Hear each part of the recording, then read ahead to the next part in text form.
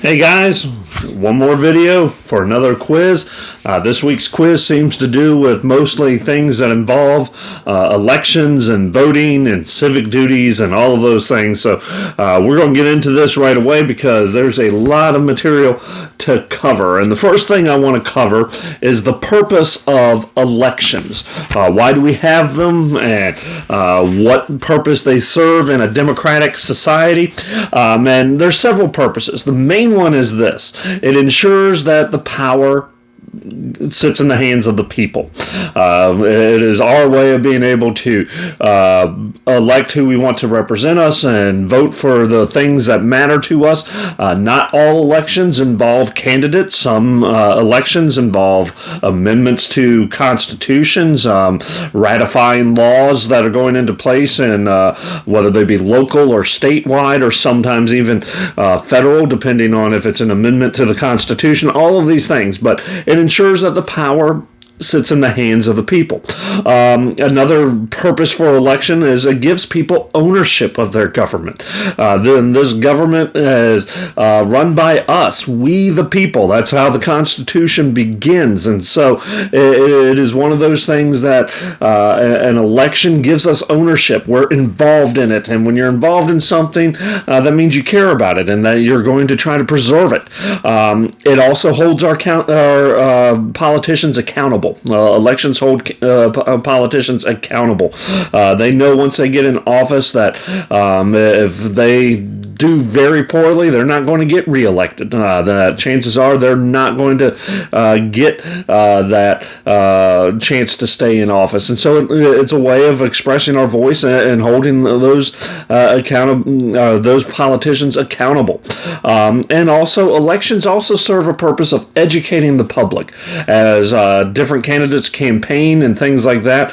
I know election ads, a lot of times they are just so one-sided one way or the other, and we get tired of them. By the time November rolls around, you were just done with election advertisements. But historically, through things like debates and things like that, the issues got talked about, and it gave citizens the opportunity to learn about what was going on in their country and to take part in that.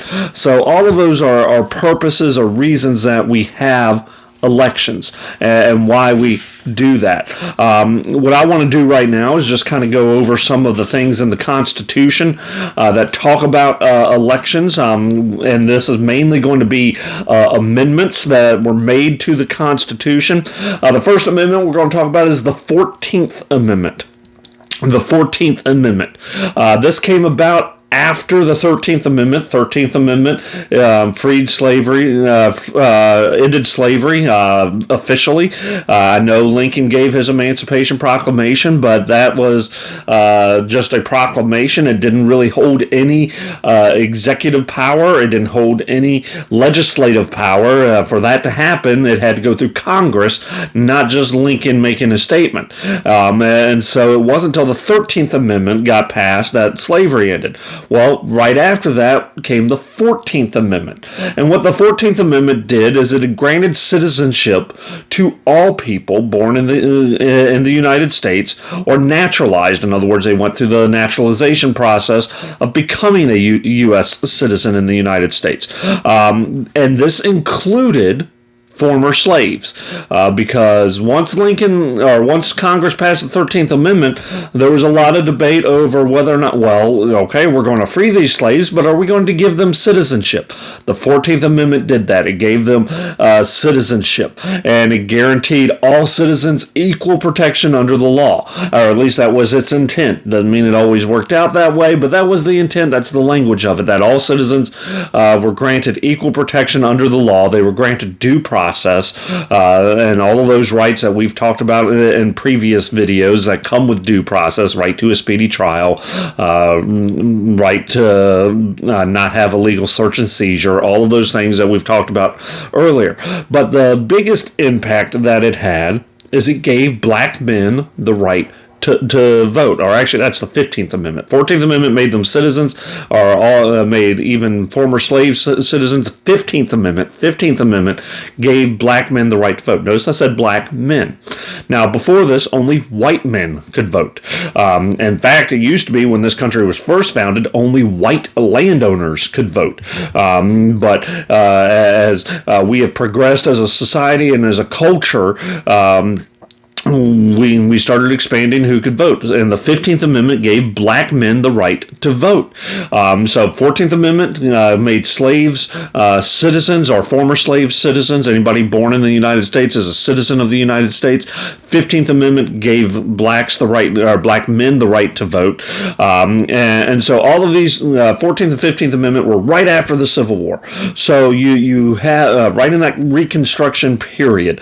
So think late 1860s, early 1870s. It would be another 60 years before women got the right to vote.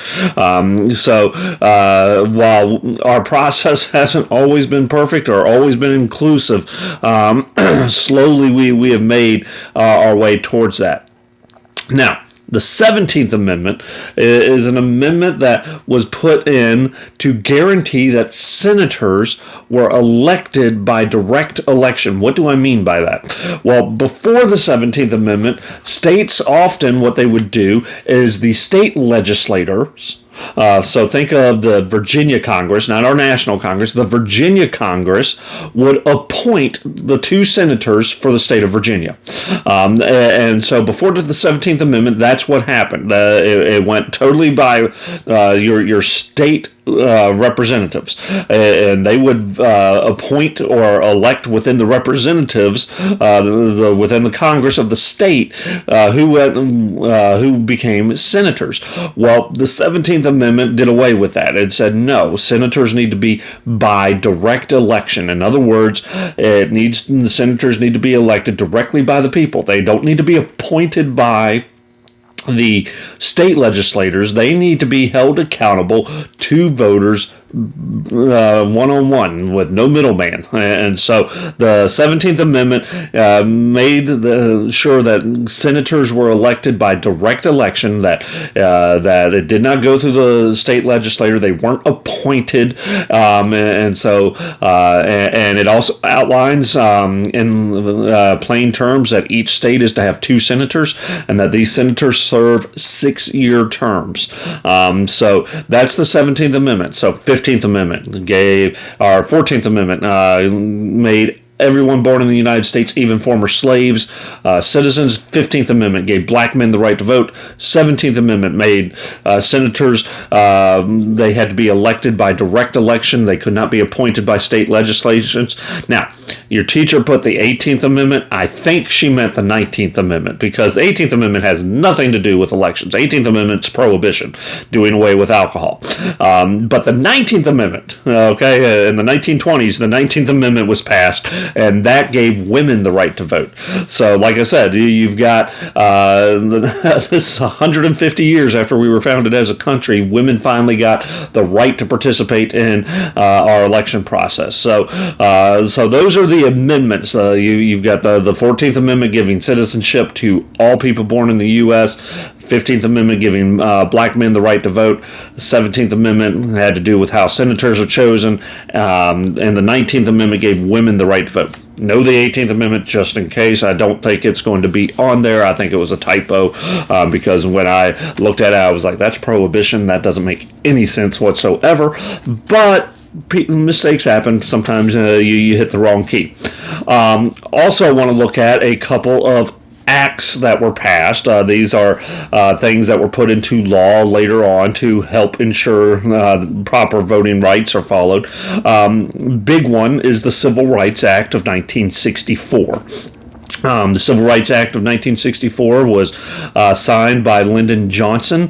However, you should probably thank the Kennedy brothers, John F. Kennedy and Robert Kennedy, for backing this. Johnson just kind of came across his desk due to Kennedy's assassination, but he did sign it into law. The Civil Rights Act of 1964 prohibits discrimination, whether it's in the workplace, whether it is in in public places, but it prohibits discrimination on the basis of race, color, nationality, creed, which means what religion you are, or even if you have a religion, gender, any of those things. And so that was the Civil Rights Act of 1964.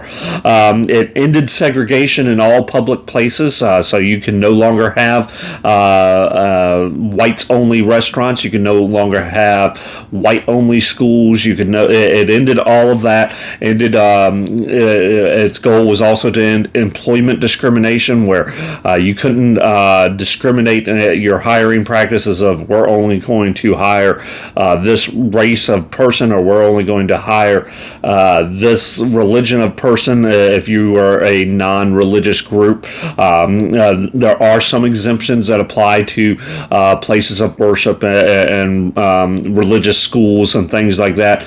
But for the most part, this deals with providing services that are available to the public. This deals with public places. Any place that is considered a public place, they got rid of discrimination there, and it essentially ended segregation. Now, if you know history, if you've looked at history, you know that passing this act was one thing. Enforcing it took several years. In fact, I think it was as late as the 1990s. There were still some high schools down in the deep South that were still segregated, and so I mean that almost 30 years it took to enact this, but it was passed in 1964.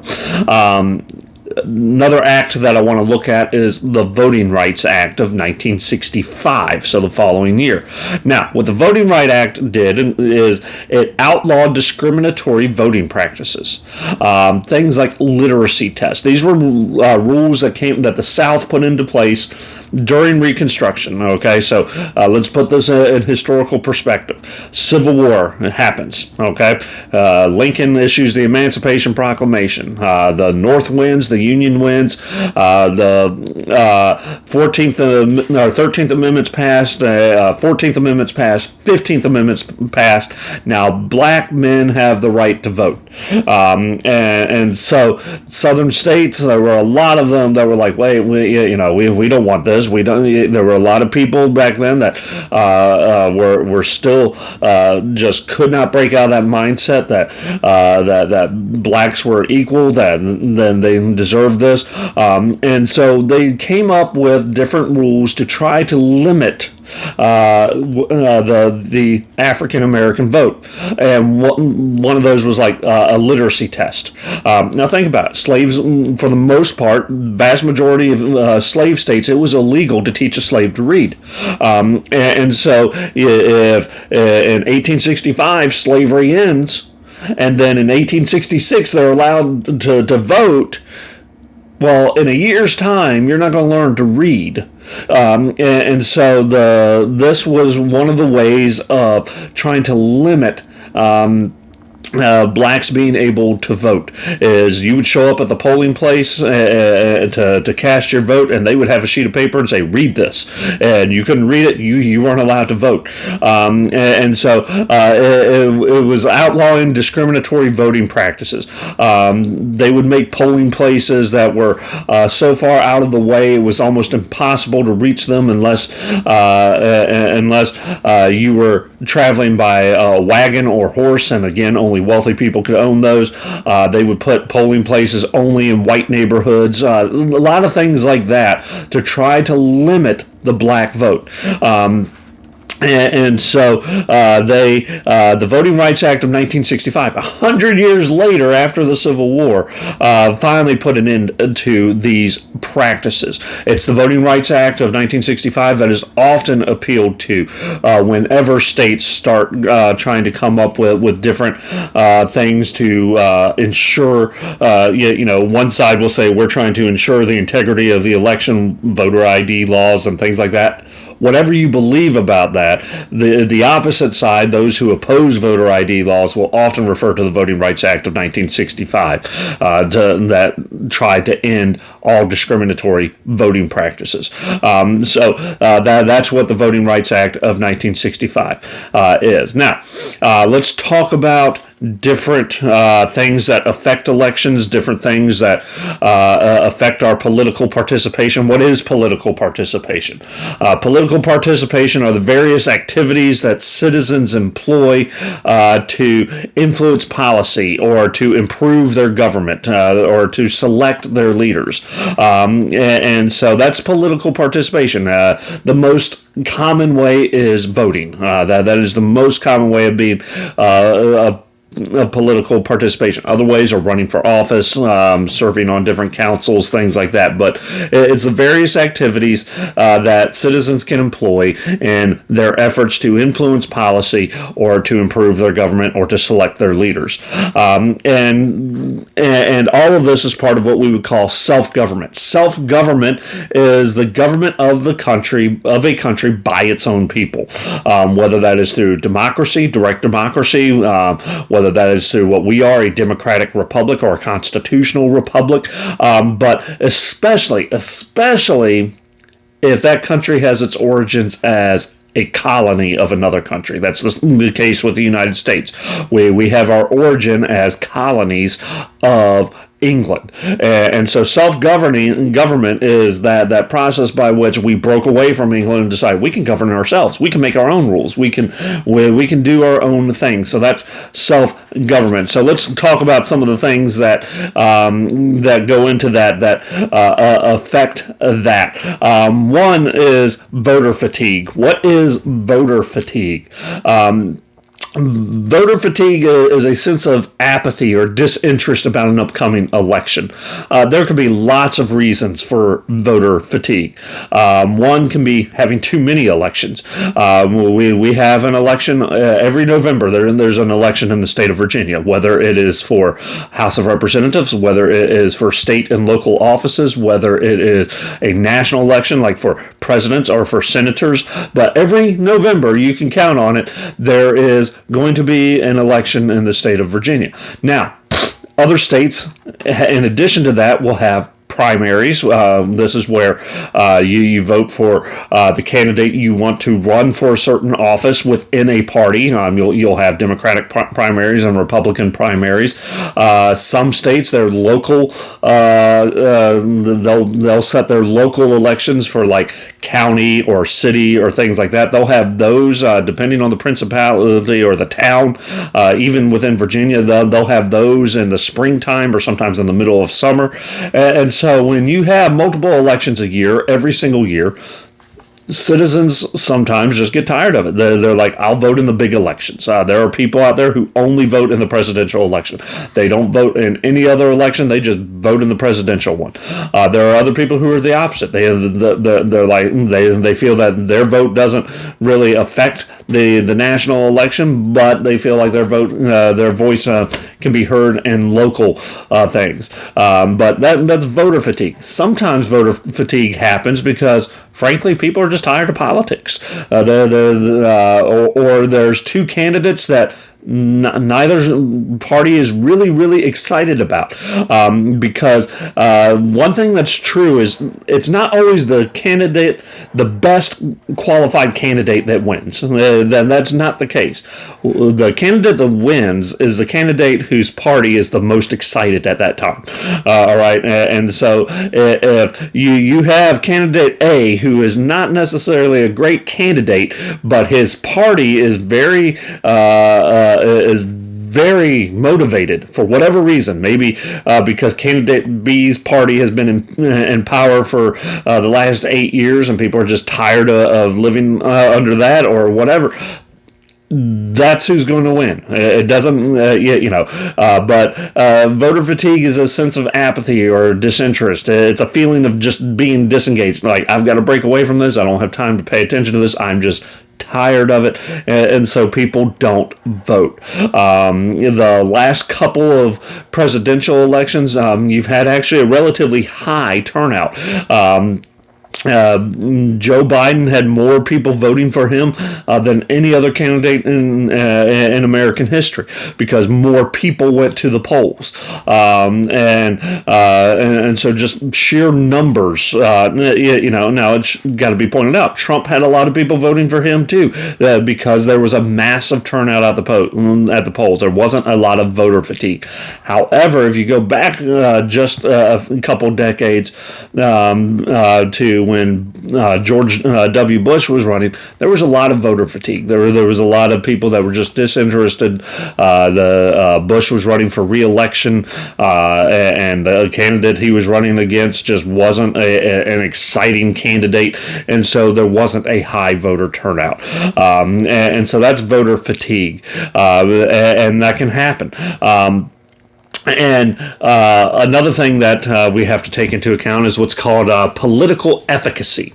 And what does political efficacy mean? Well, that is basically the political efficacy has an impact on voter change. And what it means is political efficacy has to do with the belief that I, as an individual citizen, can impact or can affect change in my government. In other words, it's how much do I believe that my vote counts?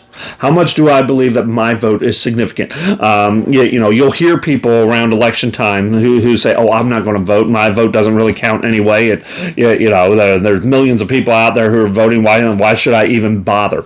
And this happens, especially in states that swing hard one way or another. For instance, there's a lot of people who question their political efficacy, who are conservatives in states like California. California has always been a very Democrat state, and so if you're a Republican in California, you might sit there and say, "Why bother voting? It's going to go Democrat. My vote really doesn't make an impact here." The same can be said if you're a Democrat living in the Deep South, because those states typically vote Republican. And so political efficacy is the idea: does my vote matter? And does my vote have an impact? As somebody who is a huge believer that we have a great privilege to be able to vote and to have our voice heard. Your vote matters. Even if your candidate doesn't win, your vote matters, because if everybody would realize that, I think we can make an even bigger impact on our country. And so political efficacy is the thought or the belief, how much can I affect the outcome of an election? What does my vote mean? We've had some very close elections in the past. Probably the closest one I can think of was Bush beating Al Gore, and the recounts that were taking place in Florida and all of those things. Yeah, that's a case of votes mattered. Florida is a swing state. A swing state basically is a state that we might call them purple states. They might vote Republican, they might vote Democrat. Virginia is a swing state, even though lately it's been trending more blue after this last election with state officials where they voted all red or all Republican. Virginia is a swing state, and it has been for decades. In those states, you usually have a high amount of voter turnout, but in states where it's heavily one way or another, you might see political efficacy being questioned. The idea, does my vote really matter? And so this leads us to a choice or a theory in politics, and it's called the rational choice theory. Rational choice theory is an interesting theory, and it's one that most people accept. And this theory states that an individual voter is going to vote for the candidate that best meets that voter's needs, even if if national needs are contrary to that voter's needs. And so it's a theory that voters are going to vote for the candidate that best meets their personal needs over national needs. So For instance, you know, if I'm a person and I am in debt up to my eyeballs with college loans or whatever, and there's a candidate out there saying, you know, if I get in office, I'm going to get away, do away with all college loan debt. According to this theory, people who are who have a lot of college loan debt, they're going to gravitate towards this guy because personal needs. You know, now, is that beneficial to the country as a whole? That's a debate worth having and worth discussing.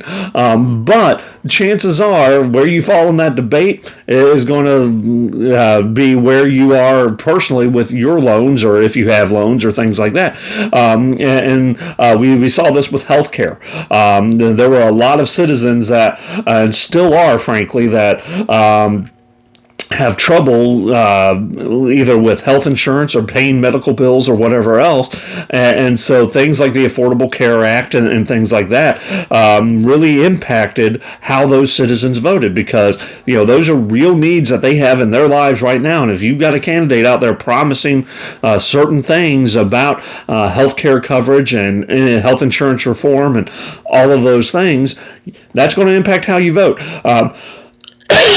And so rational choice theory is this idea that people are going to vote for the candidate that best meets their personal need. Now, there's several factors. I'm going to give you 3 factors that help define quote-unquote rational choice. One is individual preference. Okay? And in an election, this might simply be party line. You know, there are people out there that they're going to vote for the Republican candidate because they're the Republican candidate. Doesn't matter what that Republican candidate says, does, or whatever. They have always voted Republican. They're going to do that. The same can be said of the other side of Democrats. There are people out there who are going to vote for the Democrat candidate no matter what. And so that's individual preference. I prefer somebody from this party being office, even if they don't like that candidate, even if they don't agree with what that candidate is proposing. They will sit there and they will vote for that candidate simply because they have the letter D or the letter R behind their name when they go in the ballot box.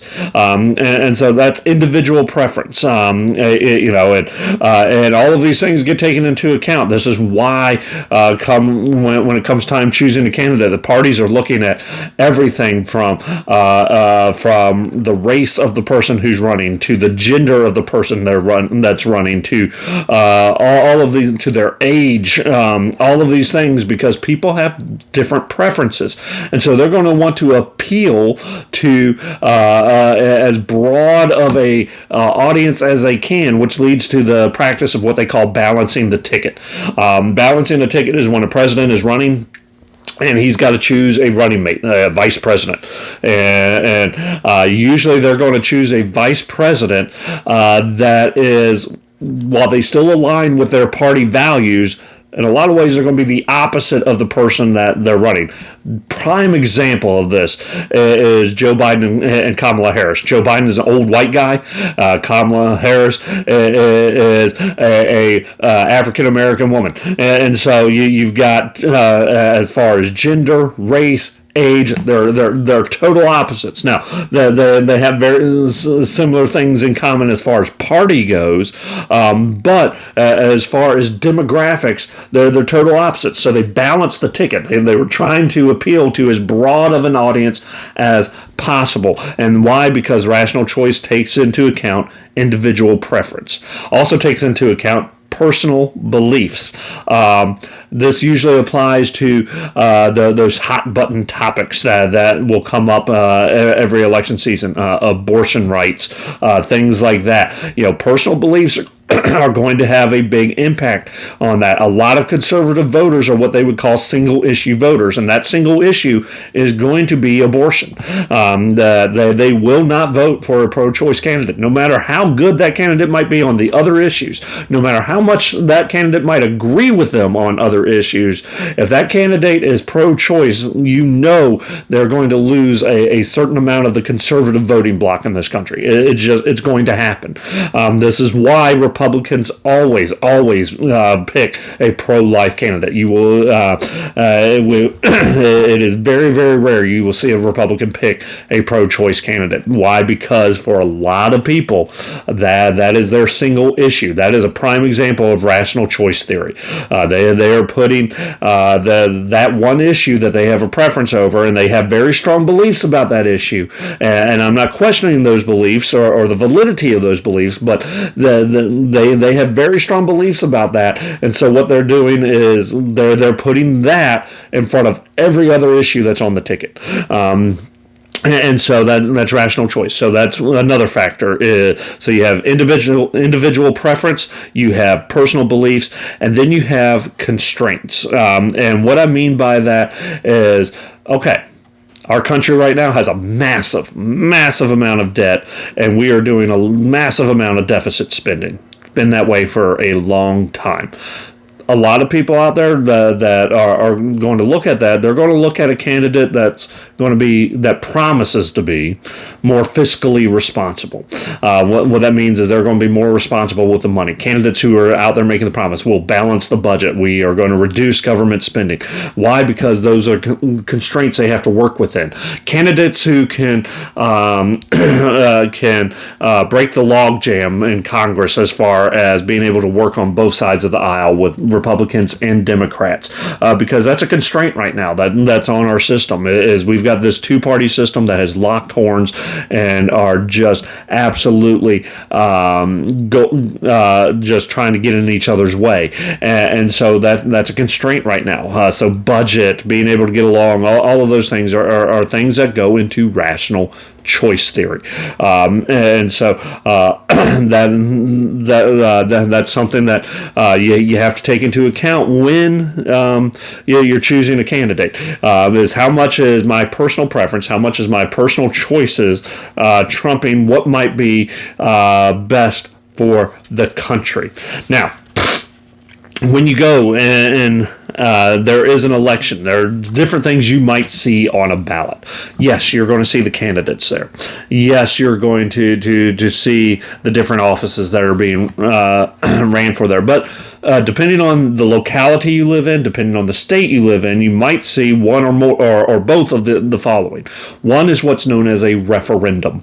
A referendum is a vote on a policy or an issue directly by the people. Okay, now, and federally, laws are passed by our government, by our representatives. A bill is introduced by the House or the Senate. Both houses vote on it, whether it's the House of Representatives or the Senate, but both have to vote on it, both have to approve it.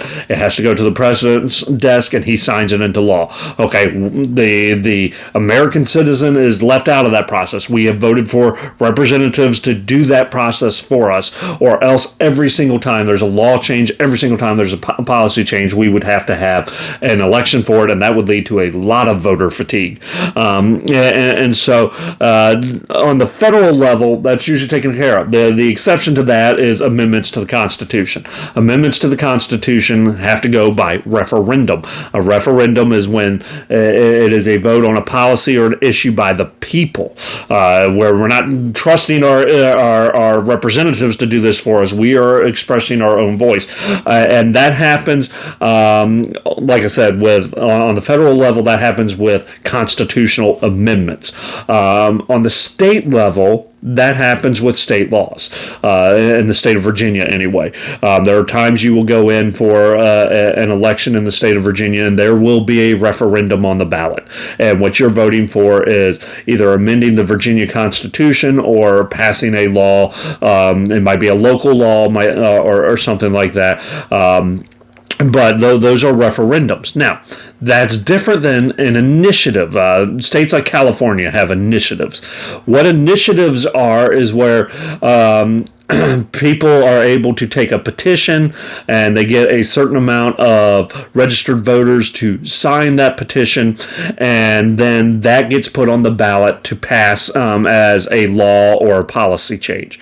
And so it could be anything. It could be, we want a noise ordinance in Victoria that starts at 10 p.m. And so the citizen, if we had initiatives in Virginia, somebody could sit there and make up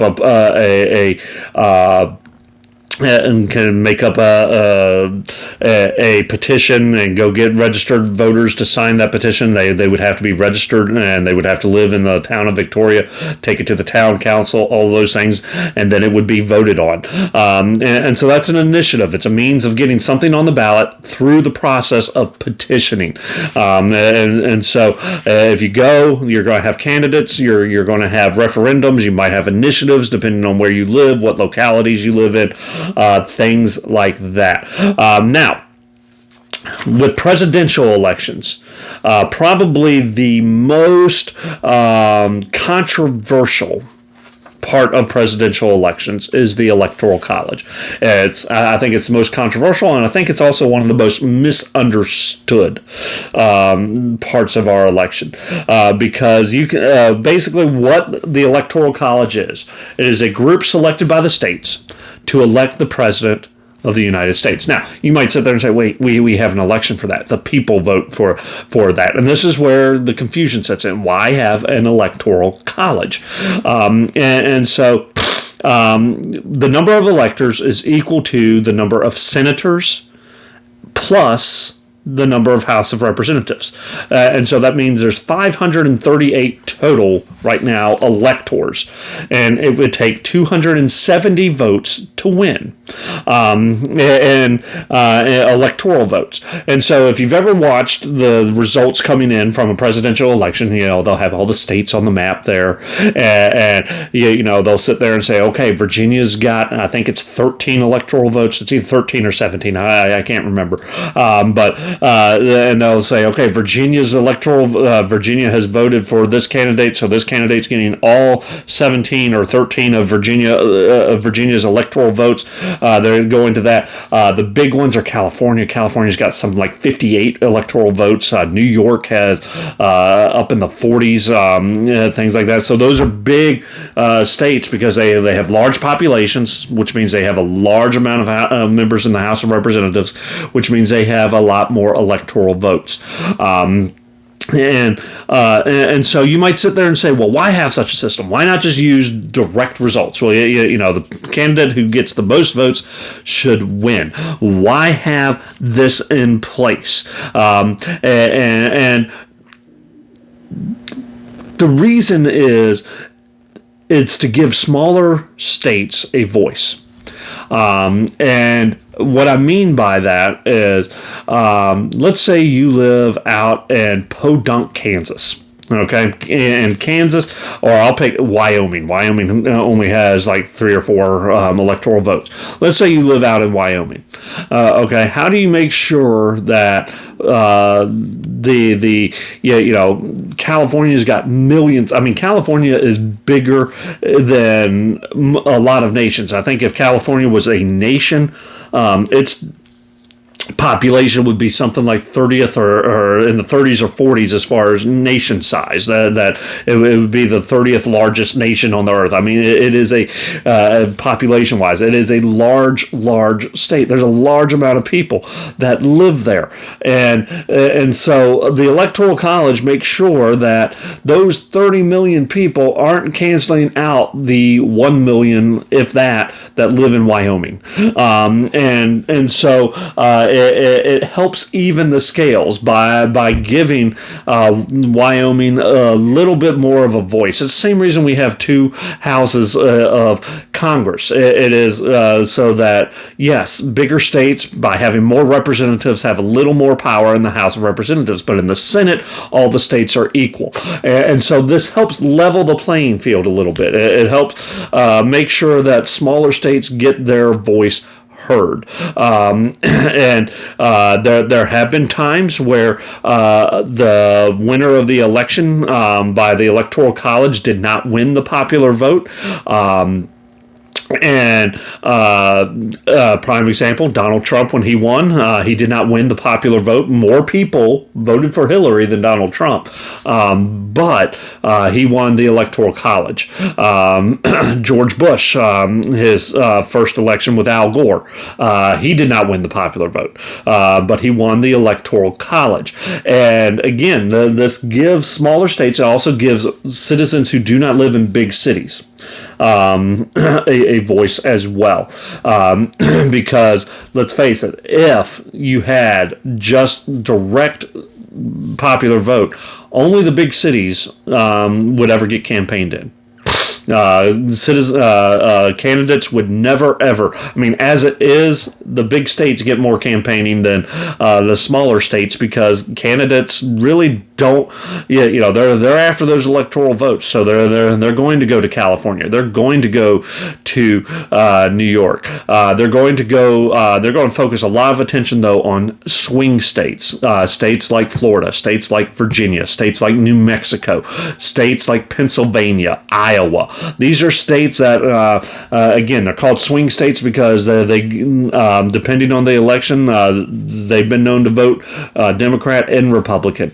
And so because of the Electoral College, because those states usually have enough votes to swing one way or another in an election, there's a lot of campaigning. And so it forces candidates to get out of the cities and get out of just the largely populated states and into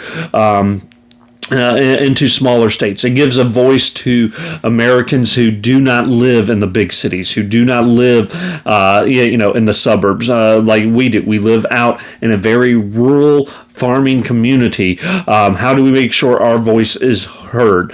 And the Electoral College is just one step in that process that helps even or balance the scales out. It's a way of saying, yes, you can win the majority vote, but still lose most of the states. If you look at an Electoral College map of the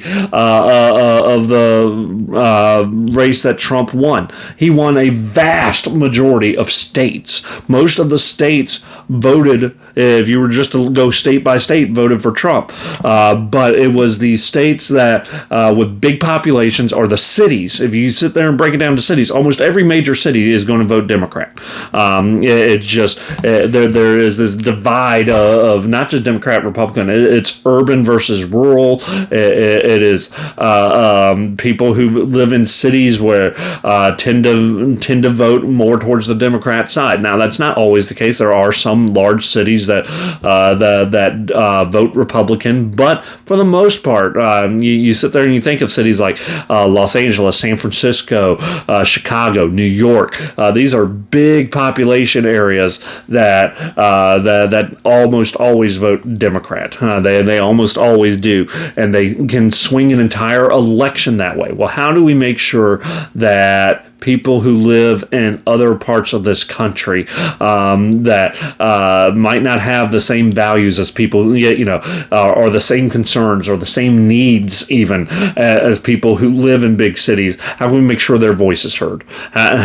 Because if you did not have the Electoral College, whoever won LA and New York would always win. I mean, it'd be almost statistically impossible to overturn an election just by winning those two cities alone. And so, or LA, New York, and Chicago. You throw in the three biggest cities in this country, and if you win those, you win the election. Well, how do we make sure that that's not the case? And the Electoral College is a way of spreading that power out. Now, is it perfect? That's a debate worth having. Are there ways to improve it? That's been attempted. States like Maine and Nebraska, those two states, they split their electoral votes. In other words, what they do is they do it by districts. Then they sit there and say, we have this many congressional districts. And so, I think Nebraska has something like 6 or 5. And so they'll sit there and say, these 4 districts voted for candidate A. This one district voted for candidate B, and so 4 of their votes will go to candidate A, 4 will go to B. Maine does the same thing. They split theirs. And so, those are debates worth having. They're worth talking about. Can we improve the Electoral College to where it more accurately reflects the will of the people while still preserving the protection of those who do not live in these large population areas, because there are rules out there. There are things that have been proposed out there that affect different people different ways, and the people who live in cities are not going to view them the same as people who live in the country. They're going to have different needs and different perspectives, and so how do we make sure everybody's voice is heard? The Electoral College is one way to do that, and so it's a very important part of American politics. It's confusing, it's confounding. If your candidate is on the wrong side of it, it can be. You might think it's frustrating. My candidate went out there and won more votes, but they lost the election. Well, yeah, they got more votes, but they lost 37 out of the 50 states. So do they really deserve to be president? And so those are things that, frankly, that's why the Electoral College is there, is to keep the tyranny of the majority at bay. We often think majority rules. Well, the majority has been wrong many times throughout history, not just American history in general. There have been times where the majority has been wrong, and so it's important to make sure all voices are heard, and that the voice of those who don't live in large population areas, the voice of those who are minorities in this country, if you want to go back to the Civil Rights Act and things like that, it is important that their voices get heard, and that they are able to have a say in what happens, and so that the right thing can be done. All right, that's it. I will try to, hopefully you're getting this and watching this on Thursday afternoon, and hopefully this information is on the quiz and you're able to do well. And if I don't see y'all before, have a great Thanksgiving, eat lots of turkey, eat lots of stuffing, be good citizens. See ya.